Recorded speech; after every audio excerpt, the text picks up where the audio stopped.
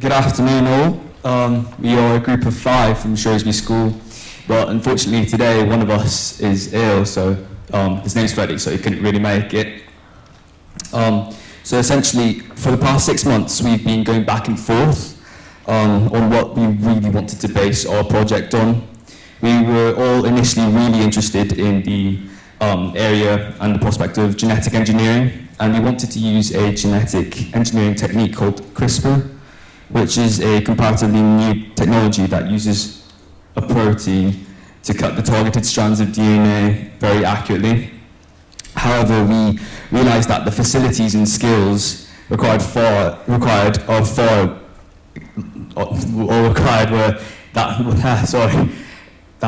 exceeded what we had essentially at school, and so we hence proceeded to use a more conventional heat shock method.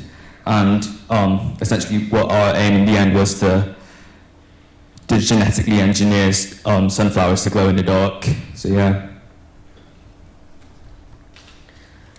So I'm going to introduce you guys to aseptic techniques in microbiology. So aseptic techniques means using practices and procedures to prevent contaminations from pathogens. It's very commonly used in the healthcare professions when handling different surgical equipment. So throughout the year, we have tried to develop various microbiology techniques, such as streaking plates and using different sterile techniques. We tried to start our practical from scratch, from pouring agar to injecting bacteria into our plants. We also use E. coli for practice, as it is safe and widely available, and that is what we would use in our next experiment. Throughout the process, we have tried to reduce the risk of contamination as much as possible by working around the Bunsen burner and reducing the sample's exposure to air and using new and sterile equipment every single time we carry out a new experiment. So we managed to successfully engineer some E. coli bacteria to glow in the dark, as you can see up there, and after that success we had some confidence, so we decided we wanted to go on to more complex organisms such as plants. So we found this kit online where you can get about 200 sunflower seeds, and you get some bacteria and all of the nutrients and things that you need to grow the bacteria. The bacteria is an Agrobacterium, so what it does is it inserts a plasmid into the plant cells and causes them to grow like a tumour, called the gall. So we tried to do that. Unfortunately, it didn't work, but we did get some really nice sunflower plants. We think it didn't work because of the conditions of our lab. Maybe it was too hot, or maybe it was just human error or something like that. So Anthony's going to go on to future stuff. So I'm going to take over here. So we're not successful in creating glowing sunflower, obviously, but throughout this process we've gathered really useful information on how the transformation should be done, some from our own further research and some from with the help of the University of Liverpool. And basically we've concluded that there are 3 main reasons why the Agrobacterium won't undergo heat shock like E. coli, because firstly the temperature had to be kept under about 29 degrees for the Agrobacterium to actually transfer its DNA into plants. And obviously using heat shock, we would raise the temperature up to 65 degrees at some point. So that will inhibit the protein synthesis. And then secondly, the aseptic conditions required for this experiment for Agrobacterium to grow and transfer its plasmid is a lot harsher than the E. coli's pigo plasmid uptake experiments. And we didn't know that, and it was obvious that our school's lab wasn't capable of providing such a sterile technique, so sterile conditions. So so we're not even sure if the Agrobacterium actually grow properly or not.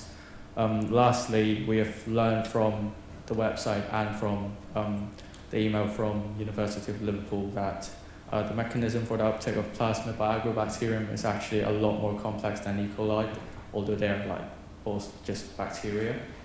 And then we realized that electroporation would be a suitable way to transform this bacteria, which is a method that relies on the same principle of making the cell membrane more permeable to substances and chemicals for uptaking. But instead of using heat, we apply a high voltage electric field across the cell membrane. However, this kind of technique is too advanced for us, and we don't have the materials. So unfortunately, we couldn't carry on with the experiment for now. Nevertheless, I believe we still obtained a great deal of knowledge on genetic engineering and a lot of practical experience. So I would say it's a really meaningful project for us, and that's the end of our presentation. Thank you.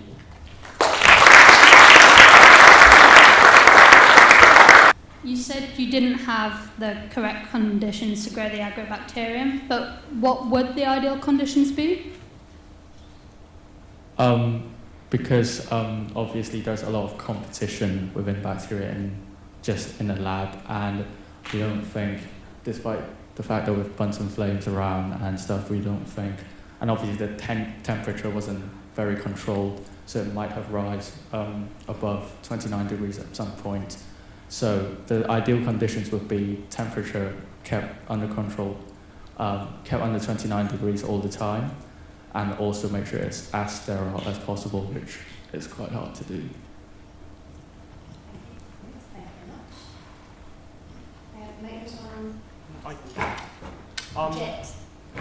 So, in terms of gene editing, you chose to do CRISPR. Why didn't you consider transgenic techniques, where you just have to add DNA instead of specifically editing, if you would?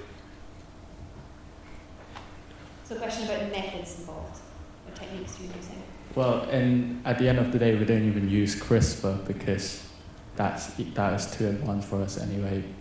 We just decided to use more conventional methods like heat shock. And in the first place, why we decided to use CRISPR, I believe, because CRISPR is the first one we found, firstly, and also it's one of the most specific ones that you can deliberately genetic edit. So that's why we chose CRISPR instead. What else we've got there? Why sunflowers?